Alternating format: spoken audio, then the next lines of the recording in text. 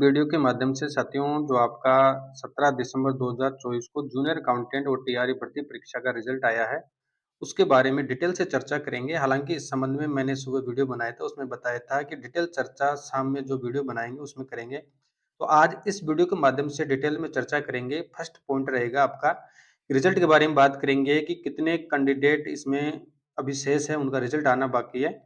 फिर बात करेंगे कई साथियों के ज़्यादा मार्क्स है कट ऑफ से, फिर भी उनका चयन नहीं हुआ है, उसके कारण के बारे में जानेंगे। क्या उनका चयन होगा या नहीं होगा। एमई कैटेगरी के बारे में विस्तार से चर्चा करेंगे कि एमई कैटेगरी के कई साथी ऐसे हैं जिनके कट ऑफ से ज़्यादा मार्क्स है, फिर भी उनका सिलेक्शन नहीं हुआ है, किस कारण से नहीं हुआ है। और कई साथी ऐसे हैं जिनको सीईटी में फ़ायदा देके उनको उनका जो वर्टिकल रिजर्वेशन है उनमें उनको सेलेक्ट किया गया है, किस प्रकार से किया गया है। फिर लास्ट में बात करेंगे कि नियुक्ति की प्रक्रिया आपकी कब तक नियुक्ति मिलेगी, उसकी कौन-कौन सी प्रोसेस रहेगी, उसकी विस्तार से बात करेंगे।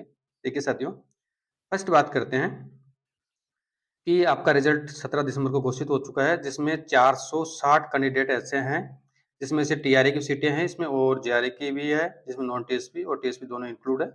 तो 460 कैंडिडेट का रिजल्ट अभी घोषित नहीं किया गया है।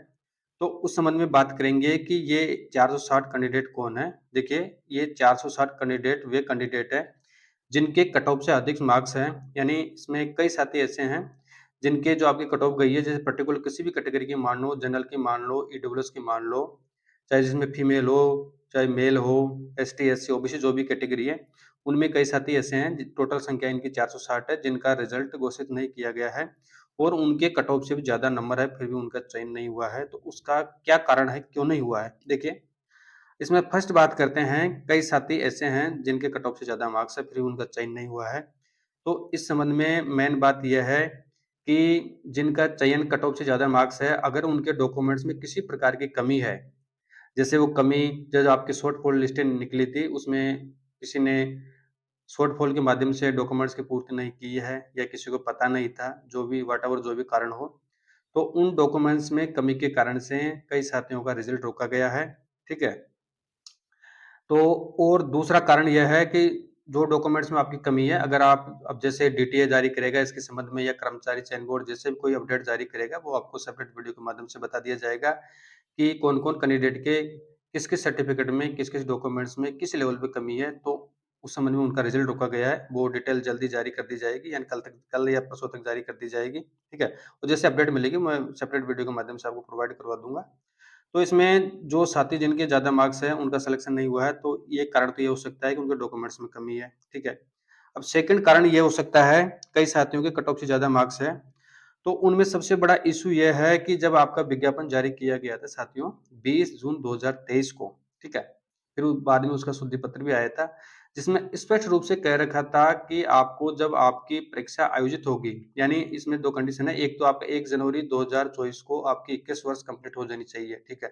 हालाँकि लगभग सभी साथियों की हो चुकी है, जो भी इसमें जिनकी एज कंप्लीट नहीं हुई थी, उनको बाहर कर दिया गया था, उनको रिजल्ट में शामिल नहीं किया गया है, ठीक है? अब सेकंड बात ये है कि जब आपकी 11 फरवरी 2024 को एग्ज़ाम कंडक्ट हुआ था, तो विज्ञापन में जो भी आपका विज्ञापन जारी किया गया था 20 जून 2023 को, उसमें स्पष्ट कह रखा है कि जो आपकी एग्ज़ाम कंडक्ट होगी, तो उससे पहले आपकी जो भी योग्यता है, क्वालिफ़िकेशन है, जैसे आपका बीए है, बीएससी है, बीकॉम है, बीटेक एक्सेट्रा जो भी आपकी डिग्री है, वो वैलिड हो जानी चाहिए।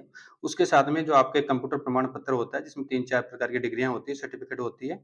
जैसे आरएससीआईटी है और भी जिसने बीसीए, एमसीए कर रखा है और भी सर्टिफिकेट है, डिग्री है, अगर आपने 11 फरवरी 2024 से पहले अगर उनको कंप्लीट कर लिया है, यानी आपका रिजल्ट आ जाना चाहिए 11 फरवरी 2024 से पहले, तो आप उसमें वैलिड है।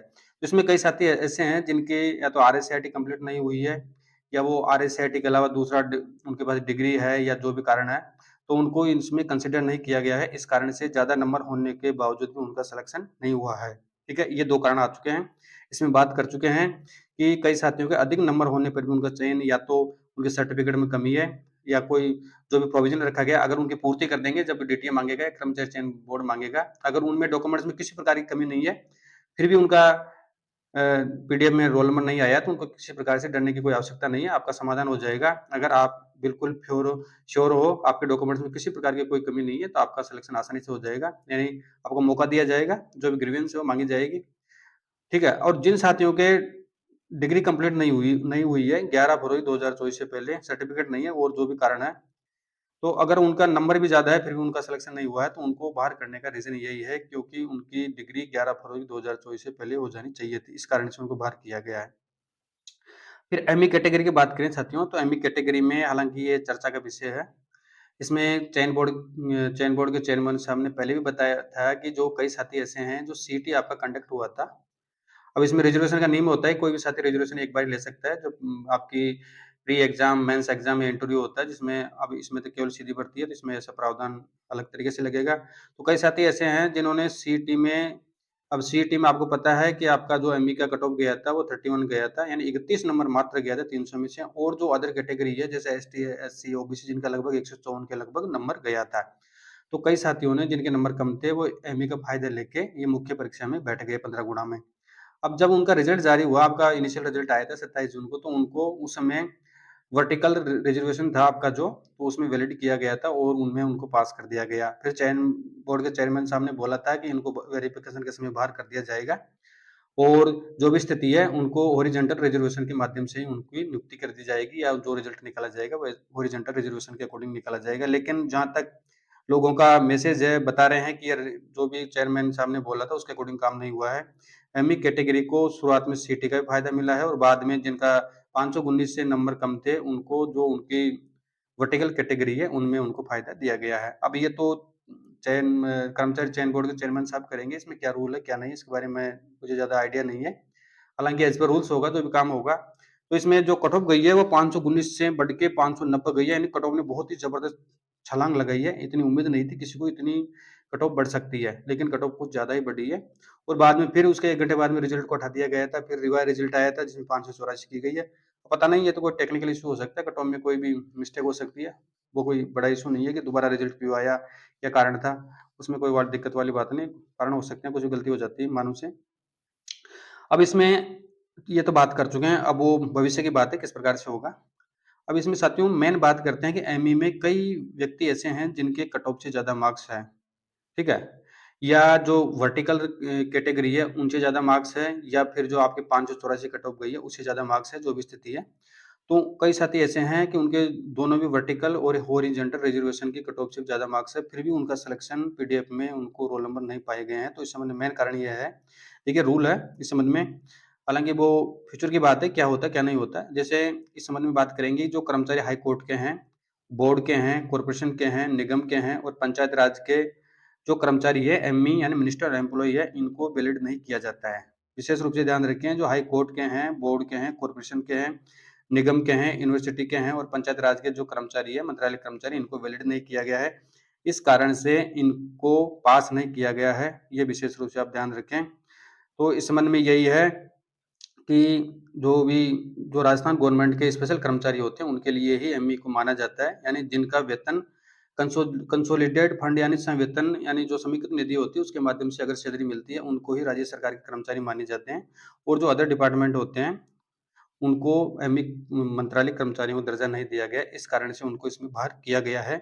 अब ये आपके ऊपर डिपेंड करता है कि आप लोग कोर्ट जाते हैं, क्या क्या करते हैं। अब हो सकता है वो तो किस प्रकार से आपका निर्णय है, आपका विवेक क्या है, किस प्रकार से आप करना चाहते हैं, वो आपके अकॉर्डिंग कर लेना। हालाँकि जो एज़ पर रूल्स है वो इस हिसाब से कार्य किया गया है।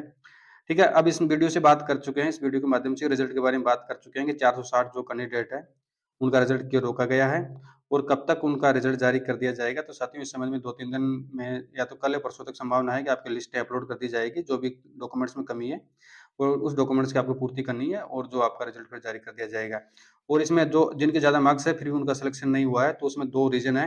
या तो कई साथियों के डिग्री कंप्लीट नहीं है 11 फरवरी 2024 से पहले, या जिनके किसी सर्टिफिकेट में प्रॉब्लम थी, लेकिन वो बिल्कुल ही प्योर है, सही है, उनके डिग्री में किसी प्रकार की कमी नहीं है और उनको किसी कारणवश से या गलती से कैसे भी उनको जो पीडीएफ में उनका रोल नंबर नहीं आया, तो उनको दोबारा कंसिडर किया जाएगा, उसमें कोई डरने वाली बात नहीं है। और जो साथी जिनके एक्स्ट्रा नंबर है और वो डिग्री कंप्लीट नहीं कर पा रहे हैं, तो उनको बाहर किया जाएगा, इसमें कोई इलाज नहीं है। फिर एमई कैटेगरी की बात कर चुके हैं कि एमई कैटेगरी में किस प्रकार से वर्टिकल और हॉरिजॉन्टल जो आपका हॉरिजॉन्टल रिजर्वेशन है वो दिया जाना चाहिए, तो किस प्रकार से दिया गया है उसके बारे में बात कर चुके हैं, कट ऑफ की बात कर चुके हैं। और जो एमई कैटेगरी के हैं जैसे हाई कोर्ट के हैं, बोर्ड के हैं, जैसे बिजली विद्युत बोर्ड है, हाउसिंग बोर्ड है, कॉर्पोरेशन है, निगम है, नगर निगम है, पंचायत राज है, इनके जो कर्मचारी है इनको एमई का दर्जा नहीं दिया जाता है। तो ऐसे कई कर्मचारी हैं, तो उनका मार्क्स काफ़ी ज़्यादा थे उनके हॉरिजॉन्टल कैटेगरी में और वर्टिकल कैटेगरी में, फिर भी उनका सिलेक्शन नहीं हुआ, तो इस कारण से उनको रोका गया है। अब ये बात कर चुके हैं, अब साथियों लास्ट में बात करेंगे अभी नियुक्ति की प्रक्रिया। जैसे साथियों पता है आपको रिजल्ट आ चुका है। अब इसमें कोई प्रकार का कोई इश्यू तो है नहीं इसमें। अभी अब सरकार चाहे, अब डीटीए चाहेगा तो आपकी प्रोसेस जल्दी स्टार्ट कर दी जाएगी। अब जहाँ तक संभावना है कि नेक्स्ट वीक में यानी 20-22 दिसंबर से आपकी प्रक्रिया, जो बोर्ड है वो रिकमेंडेशन, कोशिश जारी है इनकी, जल्द से जल्द डीटीए को भेजेंगे और फिर डीटीए आपकी नियुक्ति की प्रक्रिया जारी करेगा। अब इस नियुक्ति में लगभग 15 से लेकर 20 दिन तो मान के चलो, 15 दिन तो मिनिमम लगेंगे। सरकारी काम है, सरकारी सिस्टम से होता है, इस पर रूल्स होता है तो समय लगता है। तो इसमें 15 से लेकर 20 दिन मान के चलो कि 15 से लेकर 20 दिन में आपकी नियुक्ति हो जाएगी, अगर किसी प्रकार का व्यवधान नहीं आया तो। और हालांकि व्यवधान कोई आएगा भी नहीं, इसमें कोई डरने वाली बात है नहीं। तो साथियों इस वीडियो के माध्यम से संपूर्ण चर्चा कर चुके हैं कि किसी भी साथी को कोई क्यूरीज हो तो मुझे कमेंट करके बताना, आपकी जो भी क्यूरीज है उसका समाधान किया जाएगा, मैं बताऊंगा। ठीक है साथियों, और जो नियुक्ति की प्रक्रिया में जो आपकी पुलिस वेरिफिकेशन किस प्रकार से होगा, मेडिकल किस प्रकार से होगा, आपका जो भी अटेंशन फॉरम है वो किस प्रकार से आपका वेरिफिकेशन होगा, उसमें पुलिस वेरिफिकेशन होगा, मेडिकल कैसे होगा, उसकी तमाम बातें नेक्स्ट वीडियो में सेपरेट वीडियो के माध्यम से करेंगे। तो ठीक है साथियों, थैंक यू, धन्यवाद।